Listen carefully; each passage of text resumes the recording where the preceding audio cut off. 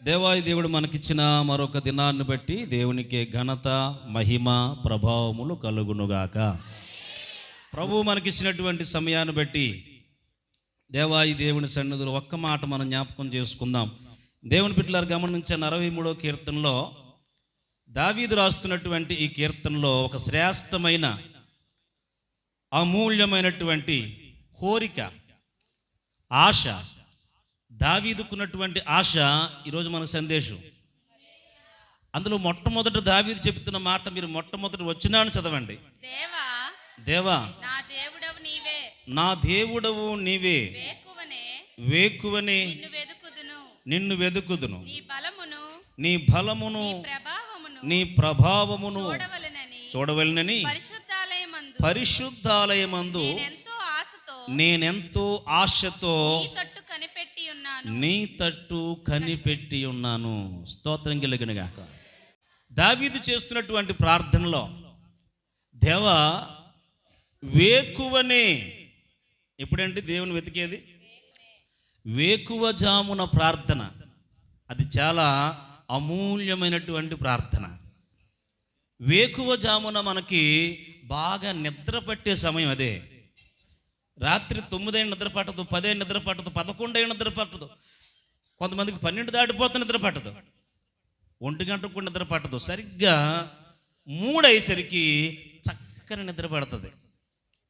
వేకువ జాము అంటే తెల్లగా తెల్లవారక ముందే. అప్పటికి సాధ్యమని ఎవరు లేగరు. అలాంటి సమయంలో నీ ఇంట్లో వాళ్ళు కూడా ఎవరు లేకపోవచ్చు. అలాంటి సమయంలో వేకువ జామునే అక్కడ మాట్లాడుతున్న మాట నిన్ను వెదుకుదును. దేవుని స్తోత్రం, హల్లెలూయా. వేకువ జామునే నిన్ను వెతుకుదును. నిజంగా వేకువ జామున ప్రార్థన నా జీవితంలో మొదలుపెట్టిన నాటి నుంచి కూడా ప్రతి దినము నాలో ఆ బలము, ఆ శక్తి ప్రవహిస్తూనే ఉంటాయి. చేతులు ఎత్తి గట్టిగా స్తోత్రం అందాం. హల్లెలూయా. సాతాను కొన్నిసార్లు బలహీనపరిచిన ఆ బలహీనత అంతట్లో నుంచి బలం ఇచ్చేది ఆ వేకువ జామున ప్రార్థనే. అందుకే ఎంత బలహీనపడినా సరే అది మానుకోని. ఎందుకో తెలుసా? అక్కడే ఉంది బలమంతా ఇచ్చేది. అందుకే అంటాడు వేకువ జామునే నిన్ను వెతికి. ఎంతమందికి ఉంది అలవాటు తెల్లవారుజామున లేచేది? కనీసం 4 గంటలు లెగుతున్నారా? 4 గంటల కంటే 3 చేతులు ఎత్తున్నాయి, 3 గంటల కంటే 2 చేతులు. స్తోత్రం కలుగును గాక. అదిగో చూడండి, పురుషుల్లో ఎక్కువ మంది చేతులు ఎత్తారు. దేవునికి స్తోత్రం కలుగును. అది క్రీస్తు సంపూర్ణ సువార్త సంఘం, పురుషుల సంఘం ఇది. హల్లెలూయా. అయితే రేపు నుంచి మేము రామండి పాస్టర్ గారు అంటారా? చాలా సంఘాల్లో పురుషులు చాలా డల్గా ఉంటారు, కానీ ఎన్ని చేతులు వేసేసేవాడు. వేకువ జామున ప్రార్థన చేసే చేతులు మరొకసారి పైకెత్తండి మీ చేతులు. తెల్లవారుజామున 4 గంటలకి లేదా 3 గంటలకి లెగిసి మేము ప్రార్థన చేస్తున్నాం అన్నవాళ్ళు, నిజంగా దేవుడు మీ ప్రార్థన అంగీకరించి తన కృపతో మీకు సహాయము చేయునుగాక. హల్లెలూయా. ఒకవేళ ఇలాంటి అలవాటు మీకు లేకపోతే, ఇలాంటి లాభకర అలవాటు మీకు లేకపోతే, ఈ రోజు నుంచి అయినా రేపటి నుంచి అయినా మీరు ఏం చేయాలంటే ఆ అలవాటు చేసుకోవడానికి మీరు సిద్ధపడాలి. దావీదు కోరిక, ఆశ, వేకువ జాము నిన్ను వెతకాలి ప్రభువా. ఆయనలోనే మనకు జీవం, ఆయన మనకు శక్తి. హల్లెలూయా.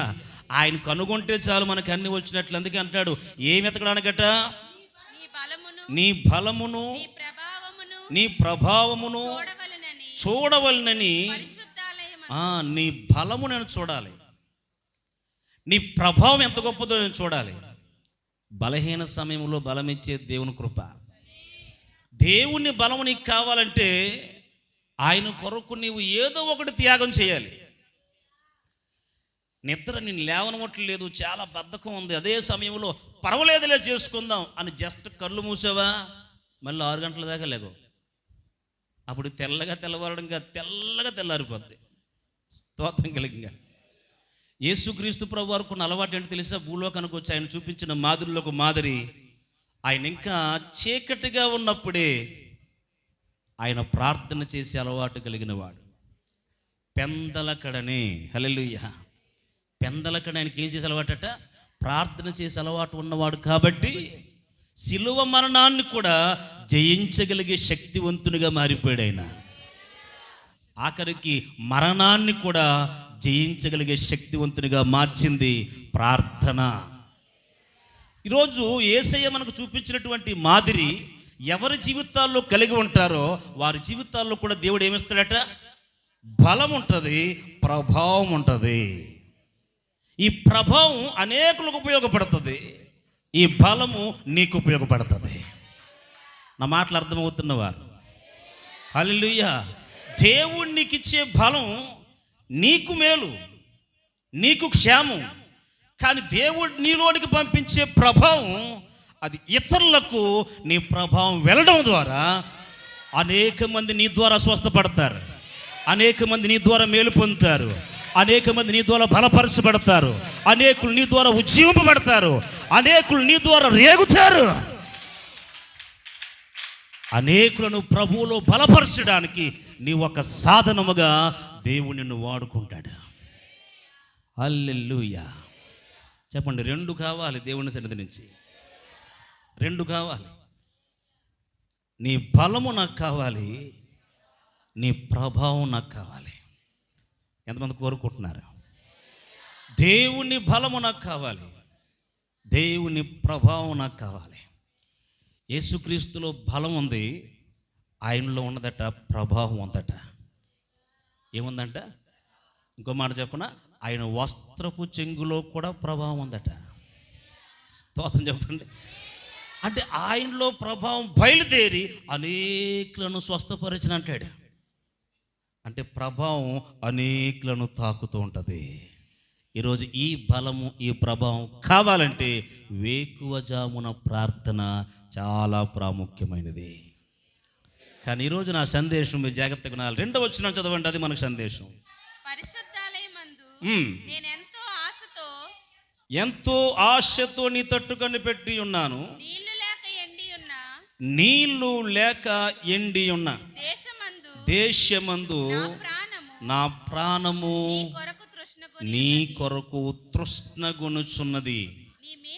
నీ మీద ఆశ చేత నిన్ను చూడవలనని నా శరీరము కృషించుచున్నది. దేవుని కొరకు ఆయన ప్రాణం ఏమైపోతుందంట? తృష్ణ. నీళ్లు లేక ఎండిపోతే ఎలా ఉంటుందో, దాహం వేస్తే నీళ్ళు లేకపోతే గొంతు ఎలా ఆరిపోతుంటుందో, అలా దేవుని దొరకని సమయం అట ఆయనకి దాహం కలుగుతుందట. తృష్ణ. స్తోత్రం కలిగి. నీళ్ళు దేవుని వాక్యానికి సాదృశ్యం. వాక్యమై ఉన్న దేవుడు, దేవుడై ఉన్న వాక్యం. స్తోత్రం చెప్పండి. ఇప్పుడు దేవుని వాక్యం, దేవుని మాట మనకు దొరికే వరకు కూడా మనకు ఎలా ఉండాలంటే, మన హృదయము ఆశతో ఎదురు చూసేలా ఉండాలి. ఎంతమందికి తృష్ణ ఉందో నాకు తెలియదు, కానీ ఖచ్చితముగా ఆత్మ కలిగిన వారికి తృష్ణ ఖచ్చితంగా ఉంటుంది.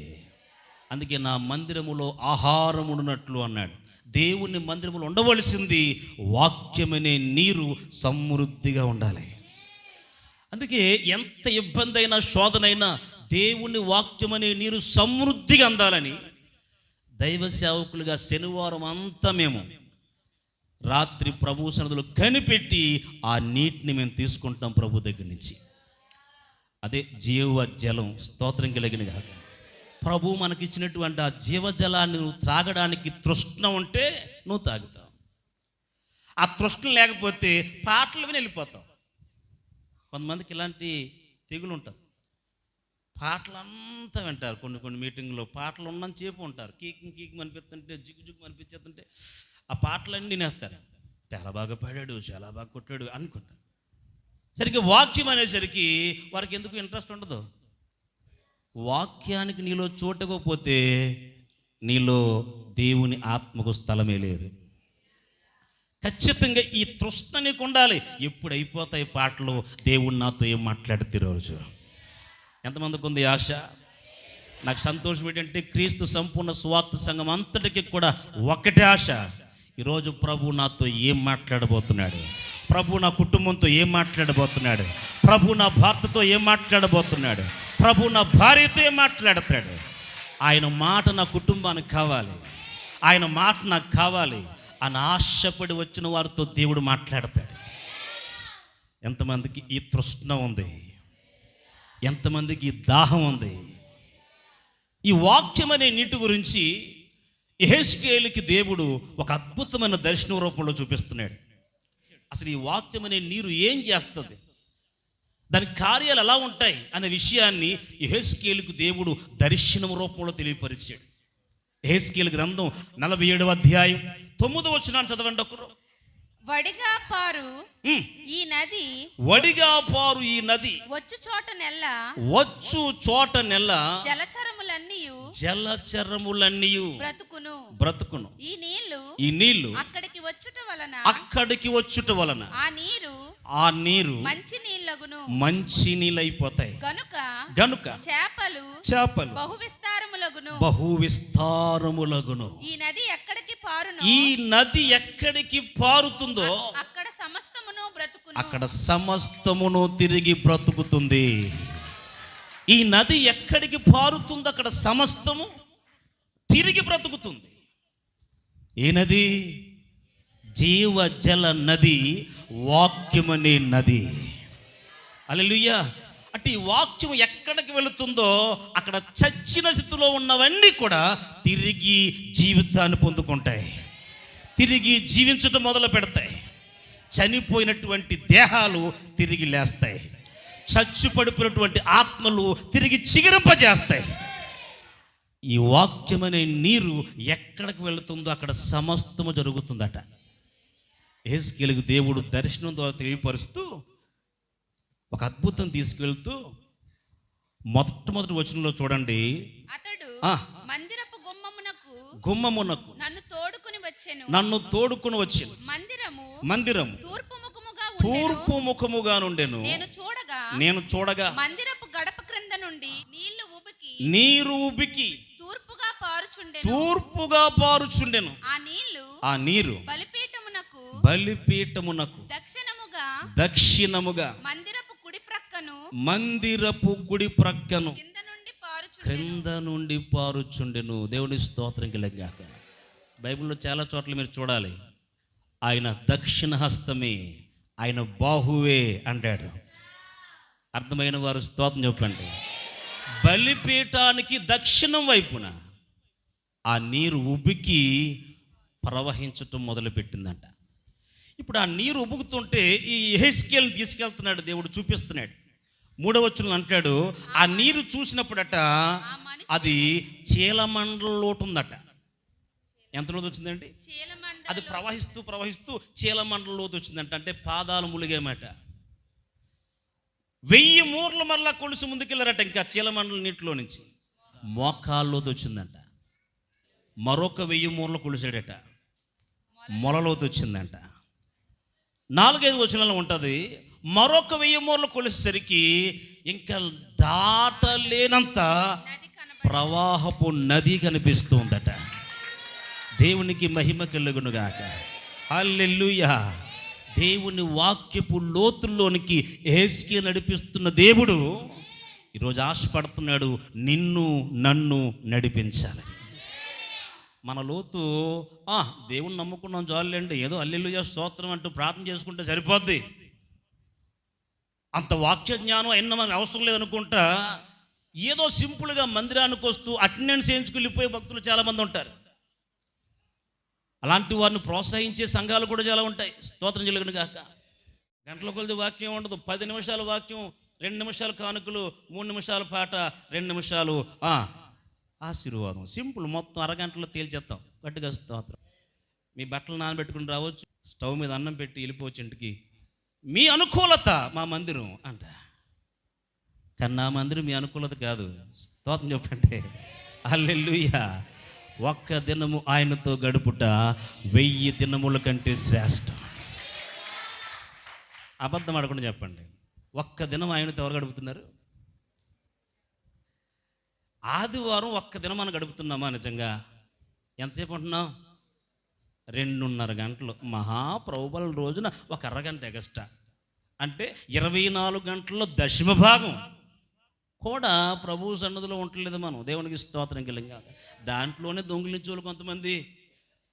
అది కూడా ఆ టయాన్ని కూడా స్తుతి ఆరాధనకు రాకుండా మధ్యలో మధ్యలో మధ్యలో మధ్యలో అంటే ఇప్పటికే ఒక గంట అయిపోయింది, ఇప్పటికే గంటన్నర అయిపోయింది, నువ్వు వచ్చేదల్లో గంట. దేవునికి స్తోత్రం కలిగిన గాక. అంటే దేవుని సమయాన్ని దేవునికి ఇవ్వగలిగితే దేవుడు మనకి ఏది లోటు చేసే అవకాశం లేదండి. రెండు చేతులు ఎత్తి గట్టిగా స్తోత్రం. అందుకే వాక్యపు అనుభవంలో మన చీలమండలంలోతు కాదు వెళ్ళవలసింది, మోకాల్లోతులోనికి వెళ్ళాలి. అది మాత్రం సరిపోదట, మొలలోతులోనికి వెళ్ళాలి. అది మాత్రం సరిపోదట, నీటిలో మునిగి తేలే భక్తి మనకు కావాలి. రెండు చేతులు ఎత్తి గట్టిగా.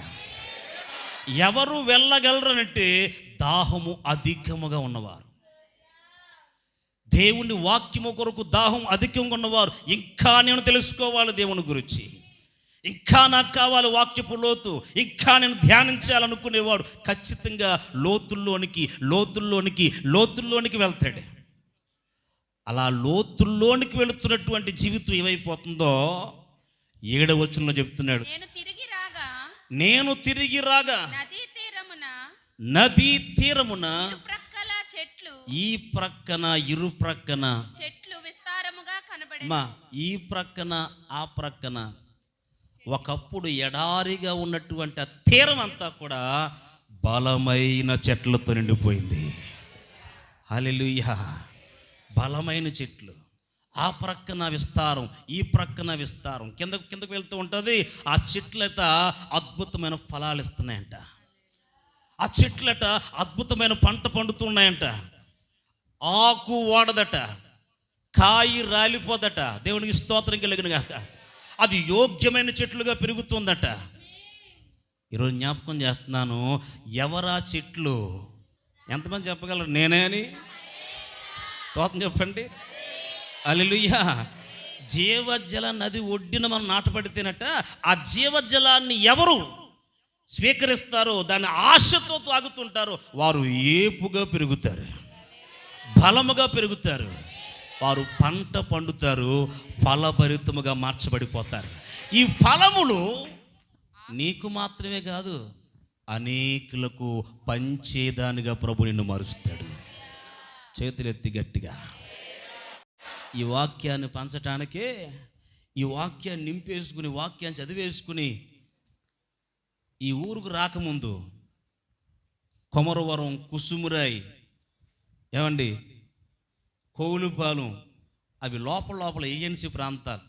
ఒక్కడనే సైకిల్ వేసుకుని పోతా ఉండేవాడిని. ఒక 2 సంవత్సరాలు తిరిగాను అలాగా. దేవుని స్తోత్రం. ఎందుకంటే ఎవరో ఒకరికి ఈ వాక్యాన్ని పంచుకోవాలి, ఎవరో ఒకరికి వాక్యాన్ని పంచాలి, ఒక్కరికైనా ఈ వాక్యం చెప్పాలి. మొత్తం తిరిగి రాత్రికి ఇంటికి చేరుకుంటూ ఉండేవాడిని. దేవునికి స్తోత్రం. ఎన్ని కిలోమీటర్లు తొక్కేసి కూడా నాకు తెలిసేది కాదు. కొండలు, ఎన్ని అడవులు, ఒక్కడనే. ఆ ఏరియా ఊరు వచ్చేదాకా కూడా మధ్యలో ఎవరు కనపడరు. ఆ ఊరు వచ్చిన తర్వాత ఇదా ఊరు అనుకోవాలంతే. స్తోత్రం కలిగిన. నేను అంటాను, వాక్యము నీలో ఉంటే దేవుడు నిన్ను తీసుకెళ్తాడు ఎక్కడికైనా. హల్లెలూయా. ఆ వాక్యం యొక్క ప్రభావం ఎంత బలంగా ఉంటుందో, ఈ వాక్యము ద్వారా నీ జీవితంలో ఏం కలుగుతుందో 119వ కీర్తనలో రాస్తున్నాడు దావీదు. 130 వచనం. నీ వాక్యము వెల్లడి అగుట తోడనే. అమ్మా, ఈ వాక్యము ఎక్కడికి వెళుతుందో అక్కడట వెలుగు కలుగుతుంది. అవి తెలివి లేని వారికి తెలివితేటలు కలిగిస్తాయి. స్తోత్రం చెప్పండి. ఎక్కడికి ఈ వాక్యం వెళ్తుంది అక్కడ వెలుగు కలుగుతుంది. ఇక చీకట్లో నువ్వు ఉండవలసిన పని లేదు, చీకటి మాటలు నమ్మవలసిన పని లేదు, చీకట్లో నువ్వు ఎప్పటికీ మోసపోవు. ఎందుకంటే నువ్వు వెలుగులో వెళుతున్నా. నీకు తెలివితేటలు ఎక్కువ వస్తాయి. వాక్యపు బాగా విన్నవారికి, వాక్యములో బాగా నలుగుతున్న వారికి 2 రకాల తెలివితేటలు ఉంటాయి. స్తోత్రం చెప్పండి. లోకస్తులకు ఉండేది ఏదో ఈ లోకంలో తిని తెచ్చుకోవడానికి, బ్రతకడానికి, జీవించడానికి సరిపోయిందంతే. దానికోసమే తెలివితేటలు ఉపయోగిస్తారు, దానికోసమే ఆలోచిస్తారు, దానికోసమే వారి యొక్కన్న జ్ఞానం అంతా ఉపయోగిస్తారు. కానీ ఇంతకు మించింది వారికి తెలియదు. కానీ వాక్యపు లోతులు ఉన్న వాడికి ఇహ సంబంధమైన తెలివితేటలు ఉంటాయి, పర సంబంధమైన తెలివితేటలు కూడా ఉంటాయి. అపోస్తలుడైన పౌలు గారిని ఒక దినాన్ని కోర్టులో తీసుకెళ్లారు. అగ్రిప్ప ఫేస్తు వీళ్ళిద్దరూ కూడా కూర్చొని ఉన్నారు. కూర్చుని ఉంటే పౌలు గారు వెళ్ళాడు, తీసుకెళ్ళి నువ్వు చేసిన నేరం ఏంటని చెప్పి వాళ్ళు అడుగుతున్నారు. అగ్రిప్ప యూదుడు కాబట్టి నేను మీ మధ్య చెప్పుకోవడానికి వచ్చినందుకు నేను చాలా సంతోషపడుతున్నాను. ఎందుకంటే నా ఉద్దేశం మీ ఉద్దేశం ఒకటయ్యే ఉంటందుకు దేవునికి స్తోత్రం అన్నాడు. సరే చెప్పు, నీ గొడవెట్టు అన్నాడు. పౌలు గారు మొదలుపెట్టి మృతుల పునరుత్థానం గురించి చెప్తున్నాడు. అగ్రిప్ప రాజా, నేను ఎటువంటి వాడినో యూదుల్లో అందరికీ తెలుసు. ఒక దినాన్ని నేను భయంకరమైనటువంటి మూర్ఖుడిని, అక్రమస్తుణ్ణి, యేసు దేవుడంటే చంపేసేవాడిని, అనేక మందిని హింసించాను, అనేక చోట్లకి వెళ్ళి బాధ పెట్టాను, అనేక ప్రాంతాల్లో ఉన్నటువంటి వారిని తీసుకొచ్చి జైల్లో పెట్టించాను. అంత మూర్ఖంగా ఉన్నటువంటి నేను ఒక దినాన్న ఆ ప్రభు దివ్యమూర్తి అయినటువంటి యేసయ్య దర్శనం తగిలి ఈరోజు మారు మనసు పొంది ఈరోజు మీరు అంగీకరిస్తున్నటువంటి సత్యాన్ని నేను కూడా నమ్మి అది ప్రకటిస్తూ ఉన్నాను. దేవునికి స్తోత్రం కలిగిన వీరు అంగీకరిస్తున్న సత్యాన్ని ప్రకటిస్తూ ఉన్నాను. కానీ వారికి ఇంకా ముసుగు తేలలేదు, అసలు విషయం వారికి అర్థం కాలేదు. ఇంకా వీరు ధర్మశాస్త్రపు ముసుగులోనే ఉండిపోయారు. యూదులంతా ఎక్కడ ఉండిపోయారు? వారు ఇంకా ధర్మశాస్త్రపు చీకట్లో ఉండిపోయారు. ఆ చీకట్లో నుంచి వెలుగై ఉన్నవాడు ప్రభు అయిన యేసుక్రీస్తు ప్రభు వారు వచ్చాడు. ఆ వెలుగై ఉన్నటువంటి దేవుడిని నేను తెలుసుకున్నాను, ఆయనను చూశాను, ఆయన దివ్య వెలుగుల ముందు తల వంచాను. ఆ వెలుగును గూర్చి నేను సాక్ష్యం ఇస్తున్నాను. గట్టిగా స్తోత్రం, హల్లెలూయా. అదంతా చెప్పనిచ్చి ఆ పక్కన ఉన్న ఫేస్తు అన్నటువంటి అధికారి పైకి లేచి అంటాడు, సౌలా, నీకు అధిక విద్య ఎక్కువైపోయి నువ్వు వెర్రోడు అయిపోయావు అన్నాడు. ఏమి ఎక్కువైపోయిందంట? అధిక విద్య ఎక్కువైపోయి నీకు వెర్రితనంగా ఉన్నది, వెర్రోడు అయిపోయావు, నువ్వు, నీకు పిచ్చి పట్టింది అన్నాడు. వెంటనే పౌలు అంటాడు, నాకు పిచ్చి పట్టలేదు ఫేస్తు, ఘనత వహించిన ఫేస్తు, నేను పిచ్చివాడిని కాదు. హల్లెలూయా. ఒకప్పుడు పిచ్చోడిని, కానీ ఇప్పుడు సత్యాన్ని ఎరిగినటువంటి జ్ఞానవంతుణ్ణి. హల్లెలూయా. కానీ అగ్రిప్ప రాజా, నేను చెప్పుతున్న మార్గం, నేను చెప్పుతున్న బోధ మీకు బాగా అర్థమవుతుందని తెలుసు, మీరు కూడా ఈ మార్గాన్ని అంగీకరిస్తున్నారు నాకు తెలుసు అంటాడు. అగ్రిప్పరాజు పిచ్చికి అంటాడు, సౌలా, నన్ను ఎంత సులువుగా క్రైస్తవుని చేసేద్దామని చూస్తున్నావు రా బాబు నువ్వు అన్నాడు. దేవునికి స్తోత్రం. రెండు చేతులు ఎత్తి స్తోత్రం. ఈ లోకానికి నువ్వు క్రీస్తు కోసం ఎంత మర్మాలు చెప్పు, ఎప్పటికీ అర్థం కాదు. దేవునికి స్తోత్రం. కానీ క్రీస్తు కోసం ఒక్క మాట చెప్తే ఈరోజు నీకు అర్థమవుతుంది. ఈరోజు నువ్వు వెంబడిస్తావు. శృంగధ్వని ఎరుగు ప్రజలుగా దేవుడు మనల్ని సిద్ధపరిచాడు. దేవునికి స్తోత్రం కలిగి. అగ్రిప్ప రాజుకి అర్థం కాలేదు, ఫేస్తు అని రాజుకి అర్థం కాలేదు సౌలు చెప్పినటువంటి మార్గం. సౌలా, నువ్వు పిచ్చోడు అంటున్నారు. నేను పిచ్చోడు కాదు, అసలు మీరు పిచ్చోడు. ఒక దినాన్ని మీకున్న పిచ్చిలోనే ఉండి ఈ మార్గంలో వెళుతున్న వారిని దూషించాను, ఈ మార్గంలో వెళుతున్న వారిని అవమానపరిచాను, ఈ మార్గంలో వెళుతున్న వారిని కాదు అన్నాను. కానీ ఈరోజు సత్యాన్ని గుర్తించి వెలుగై ఉన్న క్రీస్తుని గ్రహించి నిజమైన జ్ఞానాన్ని పొందుకున్నాను అని అక్కడ సాక్ష్యం ఇస్తాడు. స్తోత్రం చెప్పండి. రెండు చేతులు ఎత్తి స్తోత్రం చెప్పండి. అందుకే పరలోకం గురించి మాట్లాడుతున్నాడు, పరదైసు గురించి మాట్లాడతాడు, దేవుని దూతల గురించి మాట్లాడతాడు. అబ్బా, దేవుని కుడి సింహాసనం గురించి మాట్లాడతాడు. అలాంటి పౌలు ఒకసారి అంటాడు, అపోల్లో గురించి మాట్లాడుతూ, నేను నాటి తిని అపోల్లో నీళ్లు పోసాడు అంటాడు. మీకు అర్థమవ్వాలి. అతను ఉపయోగించిన సూత్రమే ఈరోజు మనకు సందేశం. స్తోత్రం చెప్పండి. హల్లెలూయా. ఎవరు నాటారట? ఆ మాట మీరు చదవాలి. కొరింథీ మొదటి పత్రిక 3వ అధ్యాయం 6వ వచనం. నేను నాటి తిని అపోల్లో నీళ్లు అపోల్లో నీళ్లు పోసెను, వృద్ధి కలుగజేసిన వాడు వృద్ధి కలుగజేసువాడు దేవుడే. ఏంట నీళ్ళు, ఏంట నాటబడిన మొక్క, ఏమిట అభివృద్ధి? ఈ మూడు నీకు అర్థమైతే దేవునికి స్తోత్రం. ఈరోజు నా సందేశం నీకు బాగా అర్థమవుతుంది. దైవిక బలము నీకు వస్తుంది, దైవిక ప్రభావం నీకు వస్తుంది. జీవ జల నదిలో ఉన్న ప్రవాహాన్ని ఈరోజు నువ్వు ఆస్వాదిస్తావు. ఆ నది ప్రవహిస్తూ ఉండగా ఆ వాక్యమనే నీటితో నింపబడితే చీకట్లో వారికి ఏం కలుగుద్దట? వెలుగు కలుగుతుంది. అప్పుడు అనుకుంటారు, ఇంతకాలం ఎంత అజ్ఞానంలో ఉన్నానో. స్తోత్రం చెప్పండి. ఇంకా చీకట్లో అంటాడు నువ్వు ఎర్రోడురా, నువ్వు చేతక ప్రభుని నమ్మేసుకున్నావు అంటాడు. ఎందుకంటే ఇంకా నువ్వు చీకట్లో ఉన్నావు కాబట్టి. దేవునికి స్తోత్రం. తెలివి తెలివి తెలివి కలుగుతుంది అన్నాడు. రెండు మాట చూడండి, ఈ వాక్యము వల్ల మనకి ఏం కలుగుతుందో. 119వ కీర్తన 50 వచనం.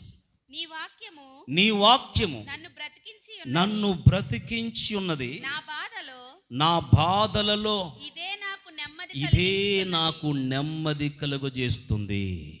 హల్లెలూయా. వాక్యం ఏం చేస్తుందంటే మనల్ని బ్రతికిస్తుందా? నిజంగా ఎంతమంది నమ్ముతున్నారు వాక్యం బ్రతికిస్తుంది? వాక్యం అంట మనల్ని ఏం చేస్తుందంట? బ్రతికిస్తుందంట. వాక్యములో జీవం ఉంది. హల్లెలూయా. లాజరు ఇంటికి వచ్చాడు యేసయ్య. ఏడమ్మ ఎక్కడ సమాధి చేశారు మీరు అన్నాడు. అదిగోండా అది సమాధి. తిరిగి లేస్తాడు మరియా, తిరిగి లేస్తాడు మార్త అంటే వాళ్ళు అంటారు, అవును ప్రభువా, పునరుత్థానమందు మరలా క్రీస్తు మరలా భూమి మీదకి వస్తాడు కదా, అప్పుడు లేస్తాడు. అప్పుడు ఆయన అంటాడు, పునరుత్థానమును జీవమును ఇక్కడే ఉన్నాను. స్తోత్రం చెప్పండి. హల్లెలూయా. వాక్యమై ఉన్న క్రీస్తు ఎక్కడ ఉంటాడో అక్కడ తిరిగి బ్రతుకుతా. హల్లెలూయా. కాకినాడలో వెంకట్రావు అన్నటువంటి ఒక ఆయనట 50,000 అప్పు అంటండి. చాలాసార్లు చెప్పాను మీకు ప్రారంభంలో. 50,000 అప్పుతో అనుకున్నాడంటే ఎవరో ఒక మాట అన్నారని, ఈ మాట అనిపించుకోవడం కంటే అకస్మాత్తుగా చనిపోవడం మంచిదని వెళ్ళిపోతాడు రైల్వే ట్రాక్ మీదకి. ఇలా ఎక్కడో దేవుని మాటలు వినబడుతున్నాయంట. ఆయన అనుకున్నాడట, సరే చనిపోయే ముందు ఒక్కసారి లోపలికి వెళ్ళి కూర్చుని ఏ దేవుడైతేనో కూర్చుని కాసేపు అలాగా చిన్న ప్రార్థన చేసి వెళ్ళిపోయి చచ్చిపోదాం అనుకున్నాడు. స్తోత్రం కలిగిన లోపలికి వచ్చి కూర్చున్నాడట. దేవుని వాక్యం అతనితో మాట్లాడడం మొదలుపెట్టిందంట. ఏమర్థమైందో తెలియదు కానీ ఆ వాక్యము ద్వారానట అతనిలో ఒక ధైర్యం వచ్చిందంట. మునుపున్న ఆలోచన పోయింది. అనుకుంటాడంట, నేను బ్రతకాలి, నా కుటుంబం కోసమైనా బతకాలి, ఆ అప్పు తీర్చడం కోసమైనా బతకాలి, నా పరువు నిలబెట్టుకోవడం కన్నా బతకాలి. ఈ తెగింపు ఆయన ఏం చేసింది తెలుసా? రాజశేఖర రెడ్డి గారి యొక్క అల్లుడు గారు అనిల్ కుమార్, దేవుని స్తోత్రం, కాకినాడలో పెద్ద సభలు పెట్టారు. అప్పుడు జానుబాబు మేము కూడా వెళ్ళాం. చాలా పెద్ద సభలు, రోజుకి ఇంచుమించు 9 లక్షలు ఖర్చుట. ఆ 9 లక్షల ఖర్చుని కూడా ఆయనే పెట్టేసుకున్నాడట.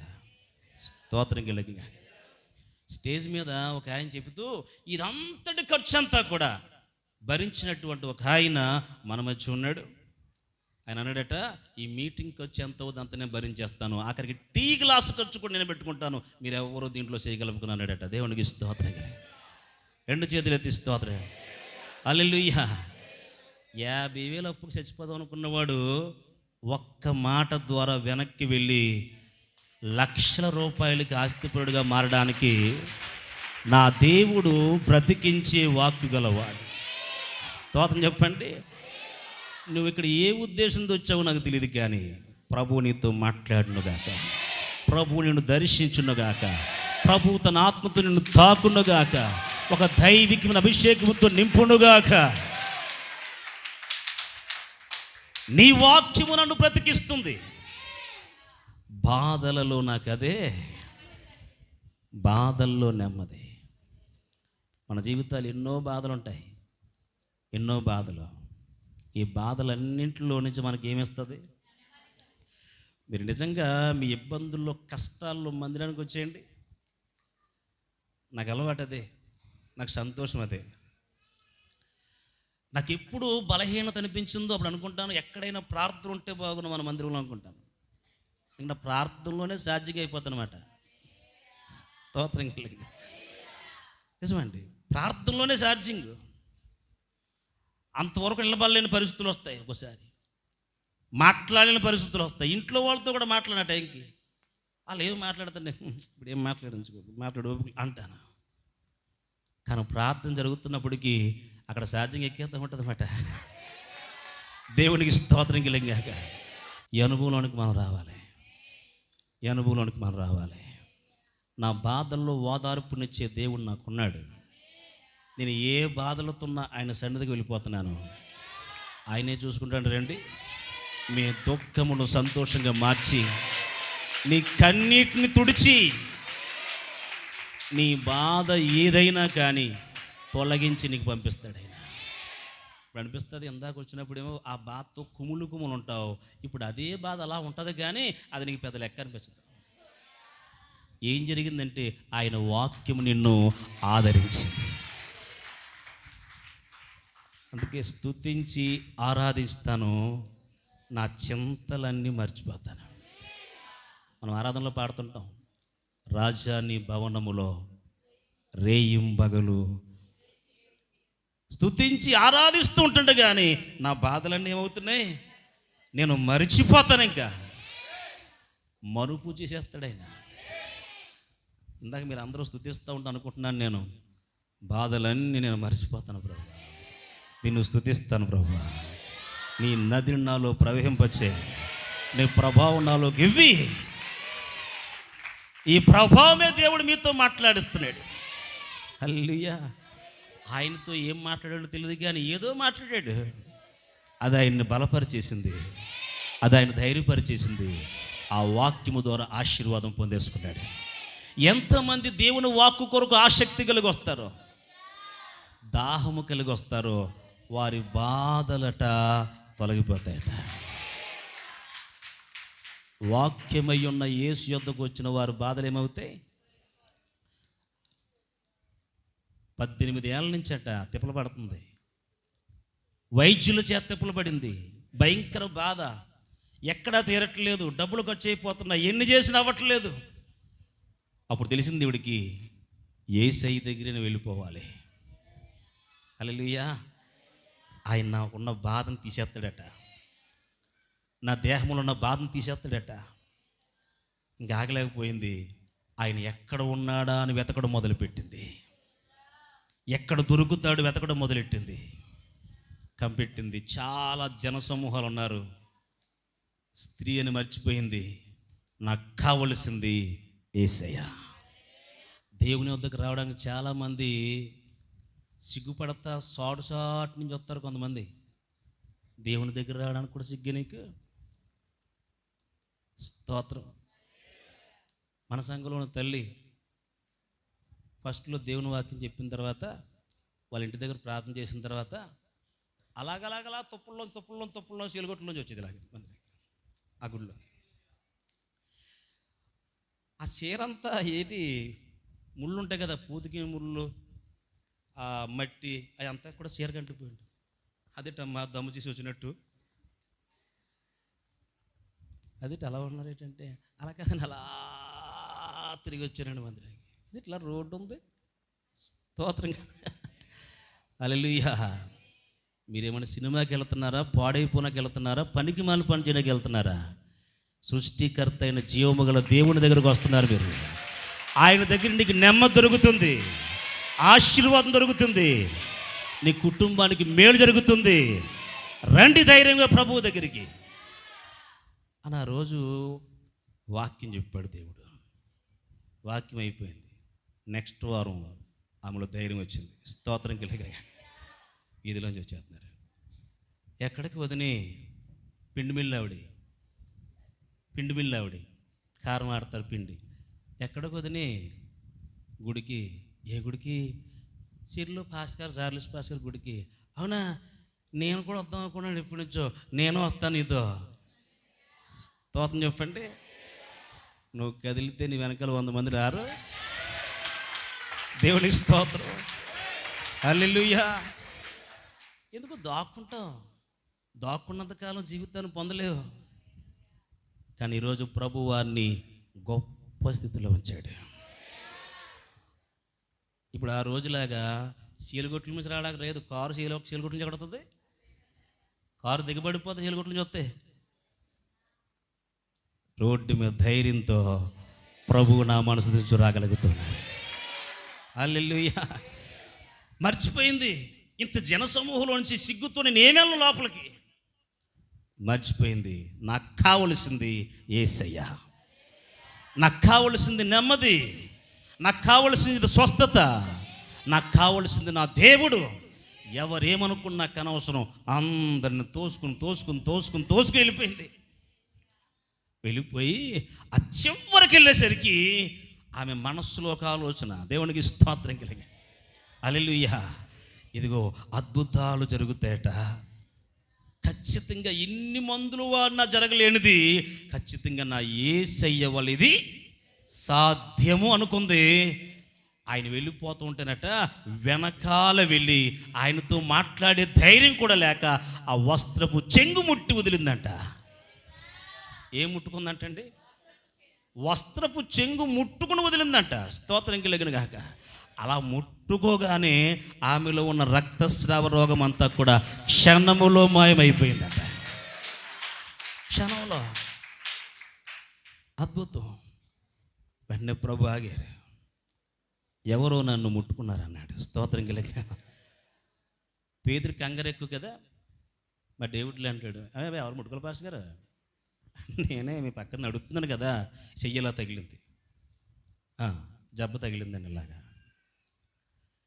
లేదు, ప్రభావము నాలో నుంచి బయటికి వెళ్ళింది. దేవునికి స్తోత్రం చెప్పండి. హల్లెలూయా. స్వస్థపరచడానికి ట్రక్కులు ఏం చేయక్కర్లేదండి. వాక్యమే నిన్ను స్వస్థపరిచేది. ఇప్పుడు ఈ వాక్యం వింటుండగానే దేవుడు నిన్ను స్వస్థపరుస్తున్నాడు. నమ్ముట నీ వల్ల అయితే నమ్మువానికి సమస్తము సాధ్యమే. ఈరోజు వాక్యము లేకుండా కొన్ని ట్రిక్స్, కొన్ని ఏదో కార్యక్రమాలతో కాలక్షేపం జరిగిపోతున్నటువంటి సంఘాలు నేను చూస్తూ ఉంటాను. కానీ నా సంఘానికి అలా ఒప్పుకోను. సమృద్ధైన వాక్యం ఉండాలి. ఎందుకో తెలుసా? ఆ వాక్యమే నిన్ను బ్రతికించేది. బాధల్లో ఆ వాక్యం అనే యేసయ్యను ఒక్కసారి మొత్తం నెమ్మది అయిపోయింది, నిలబడిపోయింది. అమ్మా భయపడకు, నీ విశ్వాసమే నిన్ను స్వస్థపరిచింది. దేవుని స్తోత్రం. ఇన్ని సంవత్సరాల్లో నుంచి వెళ్ళినటువంటి బాధ ఒక్క క్షణములో తీసివేయడానికి యేసయ్యకు సాధ్యమే కాదా? ఇలాంటి కార్యాలు యేసయ్య ద్వారా మాత్రమే కాదు, ప్రభువునందు విశ్వాసం ఉంచిన నా ద్వారా, నీ ద్వారా కూడా ప్రభువు చేయడానికి సమర్థుడు. ఇన్ని కార్యాలు మనం పొందుకున్నాం. ఆ సంఘంలో వందల కార్యాలు చెప్పగలను నేను. వెంటనే స్వస్థ జరిగిన కార్యాలు చెప్పగలను. కానీ అంటాను, స్వస్థత నమ్మలేకపోతే నేనేం చేయను? నమ్మిన వారికి కార్యాలు జరిగాయి. వారిని చూస్తే నీకు అర్థమవుతుంది. గట్టిగా వస్తావు. రెండు చేతులు ఎత్తి గట్టిగా. నీ వాక్యము నా బాధల్లో ఏం కలిగిస్తుంది? నా బాధల్లో నెమ్మదినిస్తుంది. ఈ వాక్యం అనే నీటిని మన హృదయంలోకి రప్పించుకోవాలి. 119వ కీర్తనే 105వ వచనం కూడా చదవండి. నీ వాక్యము నా పాదములకు దీపమును నా త్రోవకు వెలుగునై ఉన్నది. దేవుని వాక్యం ఎలాంటిదట? నా పాదములకు దీపం, నడిపిస్తుంది. తప్పుడు మార్గాలు వెళ్ళనవదు, డొంక తిరిగి మార్గాలు వెళ్ళనవదు, పాపపు మార్గాలు వెళ్ళనవదు, గోతులున్న మార్గాలు వెళ్ళనవదు. సరైన త్రోవలను నడిపించేది నా పాదములకు దీపముగా ఉంటా. దేవుని స్తోత్రం కలిగాక. అందులోనే చూడండి 101వ వచనం కూడా చదవండి. నీ వాక్యము అనుసరించినట్లు దుష్ట మార్గములన్నిటి నుండి నా పాదములను తొలగించుకొనుచున్నాను. నా పాదములు ఏం చేస్తున్నాను అంటే దేవుని వాక్యంలో నువ్వు ఎదగడం మొదలవుతే దుష్ట మార్గాలన్నిటి నుంచి నీ పాదం ఏం చేస్తాడు ఆయన? నీ పాదాన్ని తప్పించడానికి ప్రభు సమర్థుడు. రెండు చేతులు ఎత్తి ప్రభువుకి స్తోత్రం చెప్పాడు. హల్లెలూయా. కాబట్టి ప్రభు చెప్తున్న మాట, నీ వాక్యము నా పాదములకు ఎటువంటిదట? కాంతులు నడిచేవాడు తొట్టుపడతాడా? చీకట్లో నడిచేవాడు తొట్టుపడతాడా? చీకట్లో నడిచేవాడు ఎక్కడ పోతాడో తెలుద్దాం. ప్రతి దానికి భయపడతాడు. వెలుగులో ఉన్నవాడు దేనికి భయపడ్డావు? ఒక దినాన మా డేవిడ్ మేము అందరం కలిసి అలా రోడ్డు వెళ్తున్నాం, నడుచుకుంటా అలా వెళ్తున్నాం. నా కౌలు చెప్పుకుంటూ వెళ్తున్నాం. జాన్ బాబు మేము అందరం కలిసి కౌలు చెప్పుకుంటూ వెళ్తున్నాం. ప్రారంభంలో అలా వెళ్తున్నప్పటికి మా ఓడు ఏదో కంగారు పెద్ద పాము అడ్డుకు వచ్చేసినట్టు నేను వెళ్ళిపోయాను. ఆగనంటే నిజంగానే పాము అనుకున్నాను. ఎందుకంటే రోడ్డుకి అడ్డంగా ఇలా తడిగా నల్ల కనపడుతుంది. ఆగిపోయిన ఏటబ్బాయి అన్నాను. అంటాడు, ఇలా వచ్చాను మీరు కొన్నిసార్లు చెప్పడం మన వాడు అయితేనే ఏడు చెప్పాబాయ్ అంటే అంటాడు, ఇలా వచ్చాను అని చెప్పేసి ఇలా తీసుకెళ్తాడు. అసలు ఏడు చెప్పు అన్నాను. అప్పుడు అర్థమైంది. అక్కడ చూసారా, నిమ్మకాయలు ఉన్నాయా, కోడిగుడ్డు ఉన్నదా, ఎనిమిరకాయలు ఉన్నాయా, తలెంటుకలు ఉన్నాయా, కంకనీళ్ళు లేదా అన్నాడు. అందులో ఏముంటుంది అన్నాను. స్తోత్రం కలిగా ఎవరిలో తిప్పేసేస్తారు, దెయ్యం కూర్చొని ఉంటుంది. పాపం దెయ్యం అని తెలివి తక్కువదో. స్తోత్రంగా హల్లెలూయా. నీ అంత అమాయకురాలు కదా దెయ్యం. నువ్వు ఎక్కడే కూర్చో అని చెప్తే అక్కడ కూర్చోదు అది. స్తోత్రం చెప్పండి. అందుక ఇలా రా నువ్వు అని, నువ్వు ఇంకా చీకట్లున్నావు కాబట్టి నీకేం అర్థం కావట్లేదు అబ్బాయి. ఇదేంటి కోడిగుడ్డేనా? ఇదిగో కోడిగుడ్డు. ఇది నిమ్మకాయనా? కలుపుకుని తాగవా? ఎనిమిరకాయలు తాలింపులు వేసుకోవా? తలంటికి నేను ఎత్తి మీద లేవా? స్తోత్రం చెప్పండి. నిమ్మకాయలు పట్టుకొని జేబులు పెట్టుకొని అలా నడుచుకుంటూ వచ్చేసాను. వెనకాల వచ్చేసాడు. ఆ రోజు నుంచి మనకు ధైర్యం వచ్చేసింది. దేవుని స్తోత్రం. హల్లెలూయా. అప్పుడు చెప్పాను దెయ్యం ఎక్కడ ఉంటుందో. అంతవరకునట్ట పందలపాకలో పనిచేసి సైకిల్ వస్తుండే కూడా అలాగా అలా వస్తున్నాడట. సరిగ్గా అంతవరకు వచ్చిన వరకు బాగానే ఉండదట. ఆ శ్మశానాలు దాటి దగ్గరికి అట్ట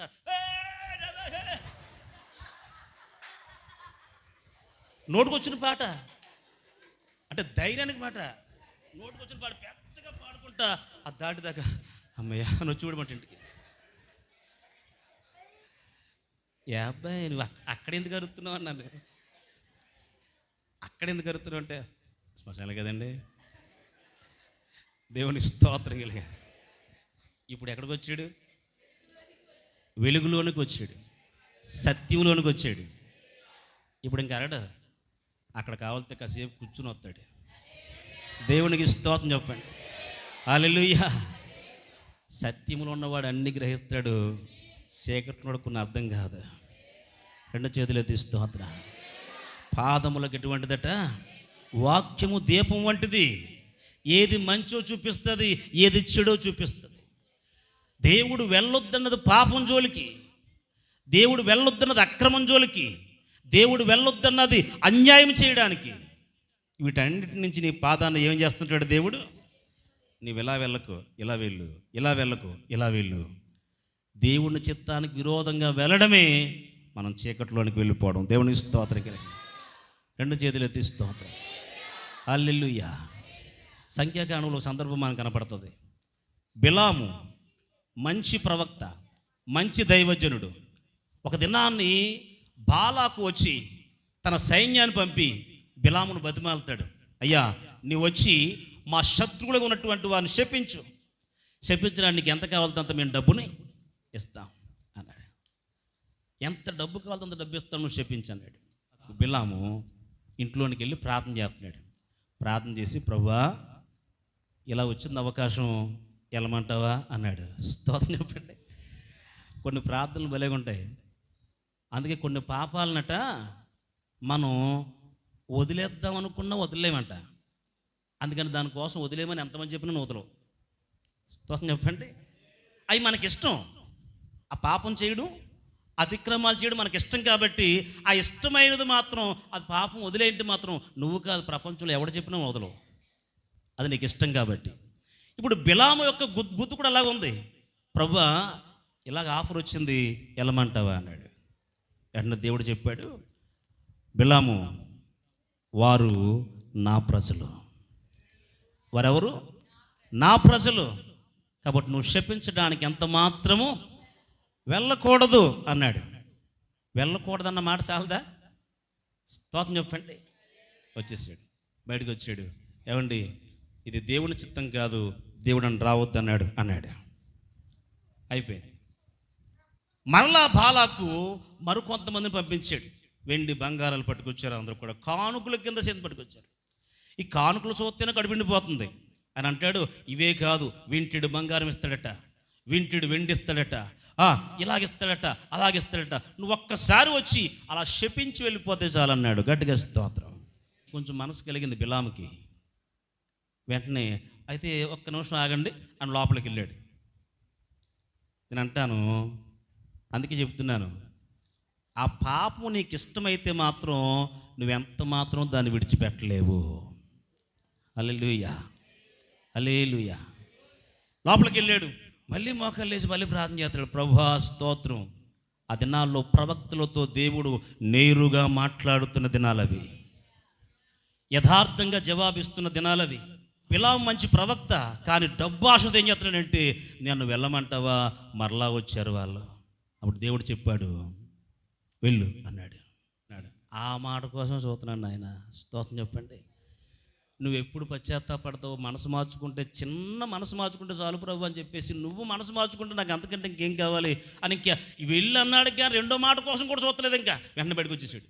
ముందు వెళ్ళొద్దు అన్నాడు, ఇప్పుడు దేవుడు వెళ్ళమంటున్నాడు. కారణం ఏంటో గుర్తించలేకపోయాడు. సరిగ్గా బయలుదేరిపోయాడు, వెళ్ళిపోతున్నాడు. ఒక త్రోవలోనికి వచ్చేసరికి త్రోవకు అడ్డుగా యెహోవా దూత నిలబడి ఉందట. దేవునికి స్తోత్రం. హల్లెలూయా, హల్లెలూయా. ఈ త్రోవలో నుంచి ఇతను ఎక్కినటువంటి గాడిది వెళ్ళట్లేదట. అప్పుడు వారు రాజకుమారులు, ప్రవక్తలు గాడిదల మీద వెళుతుండేవారు. వాళ్ళు కంచర గాడిదలు లాంటివి. దేవుని స్తోత్రం. కాబట్టి అక్కడికి వెళ్ళేసరికి గాడిద వెళ్ళట్లేదు, కదలట్లేదు, అడుగు ముందుకేయట్లేదు. త్రోవలో ఏమాత్రం అటు ఇటు తిరగకుండా అటు వెనక్కి వెళ్ళిపోతుంది. ఈయన కోపం వచ్చేస్తుంది. ఎందుకంటే అక్కడ మళ్ళీ మనసు మారిపోద్దేమో రాజుకి అని. బాలాక్కను ఒకవేళ మనసు మార్చుకుని వస్తున్నాడా, వస్తే ఇంకెందుకు అన్నీ అంత ఎందుకు నేను ఇద్దాం అనుకుని మనసు మార్చుకుంటాడేమో, రావాల్సినవి పోతాయేమో, ఈ టెన్షన్తో దీన్ని సిద్ధ కొట్టేస్తున్నాడు. స్తోత్రం కలిగిన గాక. త్రోవను మాత్రం అస్సలు ముందుకు కడుక్కు కూడా వేయట్లేదట. ఇలా ప్రవక్త గడ్డెడుతున్నాడు, జంతువే కదా అనుకున్నాడు. తీరా సోత ఏం చేసిందంటే, సర్రమల్లేసి గుండ్లు వెచ్చి అలా కూర్చుందంట. కూర్చుని దేవుడు ఆ గార్ధబమునకు స్వరమిచ్చినందున అంటాడు. మాట్లాడలేదా? ఎవరితో అయినా మాట్లాడిస్తాడు దేవుడు. స్తోత్రం కలిగి. నీకినట్టి బేరమైన స్వరం దానికి ఇచ్చాడు స్వరం. బుద్ధి లేని వరకు బుద్ధి చెప్పడానికి ఎవరికైనా ఇస్తాడు స్వరాన్ని.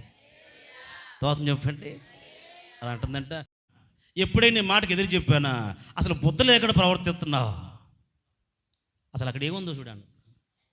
గాడిద మాట్లాడుతుంది ఏంటి? అసలు నా జీవితంలో ఎప్పుడు నువ్వు మాట్లాడలేదు, నన్ను కాలు కట్టుకున్నట్టుగా గోడ చేసావు అని ఒక్కసారి దిగు అన్నాడు. కాలు తీసింది. స్తోత్రం కలిగిన. అప్పుడు చూసాడట. చూస్తే ఏం కనబడుతుందంట, ఆకాశం నుంచి కిందకి కత్తి దూసినటువంటి దేవుని దూత కనబడుతుందంట. రెండు చేతులు ఎత్తి స్తోత్రం అంట. హల్లెలూయా. నా త్రోవలో వెళ్ళకుండా చేసింది గాడిద అనుకుంటున్నాడు. వెంటనే దేవత అంటది, ఈ త్రోవలో నువ్వు వెళ్ళడం దేవుని చిత్తము కాదు, నీవు త్రోవ మార్చుకో. స్తోత్రం కలిగిన గాక. దేవుని మనసు ఏంటి నీకు అర్థం అవ్వలేదు, దేవుని వాక్యం ఏంటి నీకు అర్థం అవ్వలేదు. ఇంత ప్రవక్తవై ఉండి ఇంకా నీ బుద్ధి గడ్డి తింటుంది. చాలామంది వాక్యం వింటారు, వాక్య ప్రకారం ఉన్నట్టుగా ఉంటారు, కానీ వాక్యపు లోతులు అర్థం కాక తప్పటడుగులు వేస్తూ ఉంటారు. స్తోత్రం చెప్పండి. వెళ్ళవలసిన మార్గములు, వెళ్ళవలసిన త్రోవలు వెళ్లకుండా వంకరి త్రోవలకు వెళ్ళిపోతూ ఉంటారు. వాక్యం నాకు తెలుసులే అనుకుంటారు. చీలమండల లోతుందో, మోకా లోతుల్లోకి వెళ్ళావో, మొల్లోతుల్లోకి వెళ్ళావో నీకేం అర్థం కాదు. దేవుని వాక్యాన్ని ములిగి తేలి అనుభవంలోనికి మనం వెళ్ళాలి. దేవునికి మహిమ కలుగునుగాక. ఈ త్రోవ నీకు సరైంది కాదు, నువ్వు వెళుతున్న మార్గము తప్పుడు మార్గం. బిలాం, నిజంగా గాడిద ఎందుకు కొట్టావు అంత గట్టిగా? గాడిదని ఎందుకు కొట్టావు? ఆ గాడిద వల్ల ఏం జరిగింది తెలుసా? నిజంగా గాడిద కానీ నీ దెబ్బలు భరించలేక ఒక్క అడుగు ముందుకేసుంటే గాడిదని బ్రతికించి ఇప్పుడే నిన్ను చంపేదినన్నాడు దేవుని దూత. స్తోత్రం చెప్పండి. ఇప్పుడు చెప్పండి, ఎవరు రక్షించారు బిలాముని? ఒక్క దెబ్బకి నిన్ను చంపేద్దును. ఇప్పుడు గాడిదని బ్రతికిద్దును అన్నాడు. ఇప్పుడే నిన్ను చంపి దాని ప్రాణాన్ని రక్షించుంటుంది. దేవునికి స్తోత్రం. రెండు చేతులు ఎత్తి గట్టిగా దేవుని స్తోత్రం చెప్పండి. దేవుని వాక్యం మన పాదాలకు ఎటువంటిదట? నా త్రోవకు వెలుగై ఉంది. వంకర త్రోవల్లో మళ్ళీ నడవనవదు నువ్వు లోతుల్లోకి వెళ్తే. లేదంటే వంకర త్రోవలే నీకు మంచిగా కనపడతాయి, చీకటే వెలుగుగా కనపడుతుంది, చేదే తీపి అనిపిస్తుంది. ఏది మంచో ఏది చెడో గుర్తించలేని అవివేకములో పడిపోయిన తర్వాత లేవలేక కొట్టుకుంటావు. స్తోత్రం కలిగిన గాక. కానీ ఈరోజు ప్రభు మనతో మాట్లాడును గాక. ఈరోజు ప్రభు మనతో మాట్లాడును గాక. హల్లెలూయా. ప్రభు ఏం కోరుతున్నాడు? అది నా త్రోవలకి ఏంటంట? వెలుగై ఉన్నది. 101 వచనం, దుష్ట మార్గములన్నిటిలో నుండి నా పాదమును ఏం చేస్తున్నా నేను? తొలగించుకుంటున్నామా? ఇది దుష్ట మార్గం, ఇది చెడ్డ మార్గం అనిపిస్తున్న దాంట్లో మనం ఏం చేయాలి? మన మార్గాన్ని. అందుకే అండి దేవుని వాక్యం మనకి వినడానికి కాదు, విని దాని ప్రకారం మనం జీవించటానికి. హల్లెలూయా. ఏది త్రోవ మంచిది కాదు అని ప్రభు చెప్తున్నప్పుడు వెంటనే మార్గాన్ని నువ్వేం చేయగలగాలి? విడిచిపెట్టి నువ్వు మంచి మార్గాన్ని ఎన్నుకోవాలి. ఎండవేళ సమరయ స్త్రీ యేసయ్య ఒక్క మాట చెప్పాడంతే, కొండ అక్కడ ఏం చేసిందంట? పడేసి పరిగెట్టిన దూరంలోకి. గట్టిగా స్తోత్రం. అంతా మార్గం మార్చుకుంది, పరిస్థితులు మార్చుకుంది, ఊర్లోనికి పోయిందంటది. ఇదిగో నా మనస్సు నెరిగిన వాడు మెస్సయ్య వచ్చాడు. స్తోత్రం కలిగిన గాక. నా బ్రతుకంతా చెప్పగలుగుతూ ఉన్నాడు. నేను వెళుతున్న త్రోవ ఏంటో చూపించాడు. ఆ మరణకరమైన త్రోవలో నేను ఇంకెంత మాత్రమును వెళ్ళను. ఇప్పుడు నేను జీవకరమైన త్రోవను ఎన్నుకున్నాను. నేను జీవించాలనుకుంటున్నాను. కాబట్టి ఆ జీవించే త్రోవ నడిపిస్తున్న మెస్సయ్య ఇతడు కాదా? యేసయ్యను చూపించింది. గట్టిగా స్తోత్రం. అందా వారందరూ అంటారు, ఇంత పనికిమాలి దాన్ని, ఇంత పాపాత్మురాల్ని మార్చగలిగిన ఆ యేసయ్య మాకు కావాలి. దేవుని స్తోత్రం. మా కుటుంబానికి కావాలి అని చెప్పి సమరయులు అందరూ నట్ట యేసయ్యను ఆ గ్రామంలోను తోడుకుని తీసుకువెళ్ళారట. రెండు చేతులు ఎత్తి గట్టిగా స్తోత్రం. హల్లెలూయా. ఎంతమంది కోరుకుంటున్నారు యేసయ్య మాతో ఉండాలని? ఎంతమంది ఆశపడుతున్నారు ఆయన వాక్యము నాలో ఉండాలని? దావీదు ప్రార్థనదే. నీళ్లు లేక ఎండి ఉన్న ఎడారిలాగా నా ప్రాణము నీ కొరకు ఏం కొంటుంది? తృష్ణ, దాహం. నాకు కావలసింది నేను చూడాలి, కావలసింది నువ్వు నాతో మాట్లాడాలి. హల్లెలూయా. ఎక్కడ దొరికిద్ది ఈ వాక్యం? ఎక్కడ దొరికిద్ది మనకి ఈ వాక్యం? ఒక మాట మీకు జ్ఞాపకం చేస్తాను, చదవండి. ఆదికాండము గ్రంథం 24వ అధ్యాయము 17వ వచనం. ఆ సేవకుడు ఆమెను ఎదుర్కొనుటకు పరుగెత్తి నీ కడవలో నీళ్లు కొంచెము దయచేసి నన్ను త్రాగనిమ్మని అడిగాను. దేవునికి స్తోత్రం. ఇక్కడ మీకు కనిపిస్తున్నది ఎలియాజరు, రెబ్కా.